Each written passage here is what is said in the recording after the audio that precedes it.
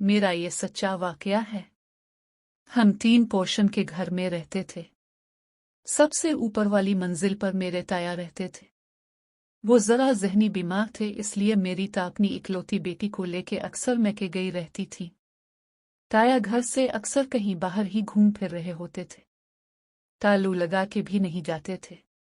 मैं एक दिन उनके कमरे में चली गई। वहां मुझे अमलियात की एक किताब मिली।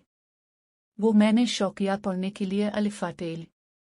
ये बात मेरे भाई को पता थी। मैंने वो किताब स्कूल बैग में रख ली थी। मुझे इस किताब की समझ नहीं आती थी, बस ये मालूम था कि इसको पढ़ने से जिनसे मुलाकात हो जाएगी। भाई ने ये बात अम्मी को बता दी। मुझे डांट पड़ी। मैंने वो किताब घर में जहां कुरान रखने वाली अलमारी थी, इसमें चाय पा दी कि खादी नखास्ता जिन निकले तो कुरान देख के भाग जाए। वो किताब रखी रही और मैं सेकेंड ईयर में आ गई।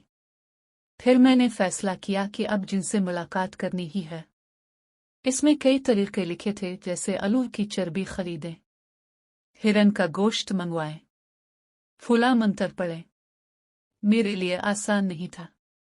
फिर मैंने एक वजीफे का इंतखाब किया जो करने से तीसरे दिन जिना जाता है।